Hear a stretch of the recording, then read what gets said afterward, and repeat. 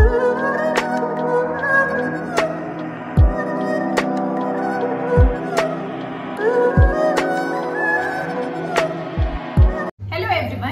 welcome you all to my official YouTube channel English by Preeti Bhardwaj. In this video, we will learn about message writing, which is a very important part of writing section of English language. Okay, so we will discuss about the format of message writing, then the key points, and then the marking scheme. So first, let us have a look at the format of message writing.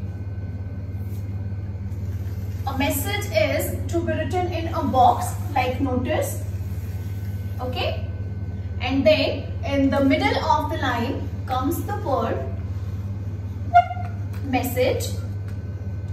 At the left hand side in the next line comes the date, and in the same line at the right hand side comes time. Okay, you can write the time after date here at the left hand side as well, but for better representation, I guess it is better to write it on the right side. Fine. So after writing the word message in the middle and then date and time in the next line, now here we will leave a line, we will give gap of one line, and then we will write salutation.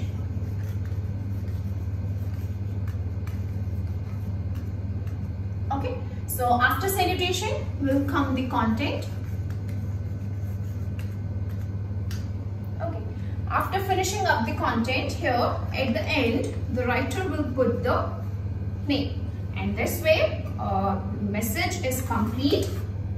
At the end we will draw the last line of the box as well. Okay. So let's have a quick recap at the format of message writing.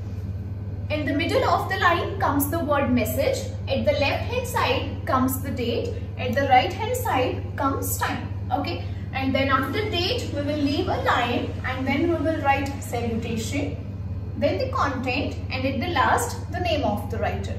So after the format, let us now talk about the key points. The first key point says that we need to stick to the word limit. Okay, and the word limit for message writing is 50 words, and these 50 words are included in the content part only, not in the whole format of message writing. Fine. After the word limit comes the important point. Okay, this point says that only the important information is to be covered while writing a message. No vague information is to be written. Okay, it should be very short and crisp. And then, very important point, it says that a message is always to be written in reported speech. Fine. And then it should be accurate, and it should be short and crisp. The language should be good. There should be good fluency. That all is also to be maintained. So after the key points, we will now discuss about the marking scheme. Okay. It is very important to know about the marking scheme as well, so that we can write accordingly. So the marking scheme says that for the correct format, you get 1 mark. Okay, and then for the content, if all of the required information is there in the content, for that you get 2 marks.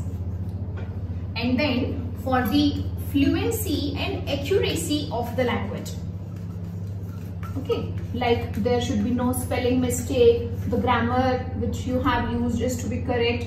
For this you get 2 marks. Okay, so very quickly we will have a recap. The key points says that the word limit is to be 50 words, and then only the important points are to be included. Then it should be written in reported speech. And if I talk about the marking scheme, it says that for the correct format, you get 1 mark.